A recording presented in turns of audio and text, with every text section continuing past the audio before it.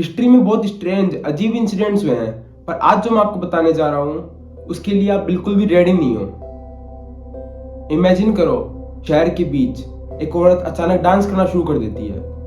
Not normal dance, but uncontrollable, painful, non stop.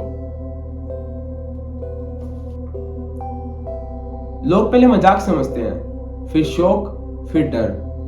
पर सिर्फ एक नहीं, अगले हफ्ते 30, फिर 50, फिर 400 लोग मर रहे थे पर रुकने का नाम नहीं ले रहे थे।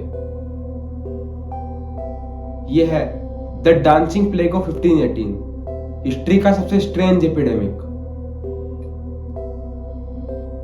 स्टोरी शुरू होती है जुलाई 1518 से। एक सिंपल सी मॉर्निंग, लोग अपनी रोजी रोटी में व्यस्त थे और फिर आई फ्लेव ट्रॉफिया। She walked into the street और उसने डांस करना शुरू कर दिया। अनयूजुअल स्टेप्स, जर्की मूवमेंट्स, जैसे कोई इनविजिबल फोर्स उसे कंट्रोल कर रहा हो। सबने सोचा हार्ट ब्रेक, मेंटल ब्रेकडाउन या फिर कोई भूत प्रेत की बात। पर सबसे शॉकिंग बात, फ्लेव ट्रॉफिया ने लगातार 6 दिन तक डांस किया। दिन रात, थकान, गर्मी, पैरों से खून, और फिर भी वो नाची जा रही थी। अगले कुछ दिनों में डॉजन्स लोग डांस करना शुरू कर देते हैं। 30, फिर 50 और फिर 100। हिस्ट्रिकल रिकॉर्ड्स के मुताबिक 400 से ज्यादा लोग डांस कर रहे थे। गलियां डांस फ्लोर बन गई थी।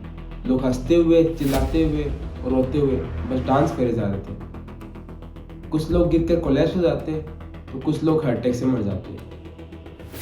ये कोई फन डांस नहीं था, ये था अनकंट्रोलेबल मसल स्पैज़म। बॉडी सुन नहीं रही थी। अथॉरिटीज कंफ्यूज हो गई थी। उन्होंने सोचा लोग डांस करके थक जाएंगे और रुक जाएंगे, तो उन्होंने एक प्लान बनाया। म्यूजिशियंस बुलाओ, ड्रमर्स, फ्लूट प्लेयर्स और एक डांसिंग हॉल।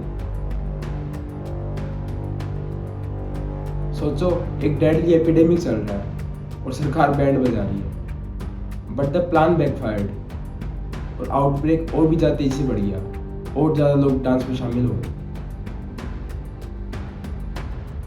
1518 में लोग एक्सट्रीम स्ट्रेस, फेमाइन और डिजीजेस से परेशान थे और मेंटल प्रेशर बहुत ज्यादा हाई था। साइकोलॉजिस्ट कहते हैं कि कभी कभी एक्सट्रीम मेंटल स्ट्रेस से मास हिस्टीरिया फैल सकता है और एक पर्सन का बिहेवियर और क्राउड कॉपी कर लेती है। एक थ्योरी कहती है इनकी ब्रेड में एक फंगस था, एर्गोट।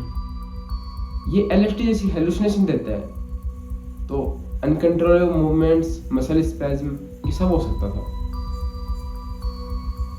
मिडिवल यूरोपियंस का बिलीव था कि अगर सेंट वाइटस नाराज हो जाए तो वो डांस कर्स भेज देता है। तो विलेजर्स इस बात से डर गए थे, तो उन्होंने इसको एक डिवाइन पनिशमेंट समझ लिया था। फाइनली अथॉरिटीज ने डांस हाउस बंद कर दिए, म्यूजिक बंद हो गया, पीपल्स को श्रीन ले जाया गया और प्रेयर्स हुई।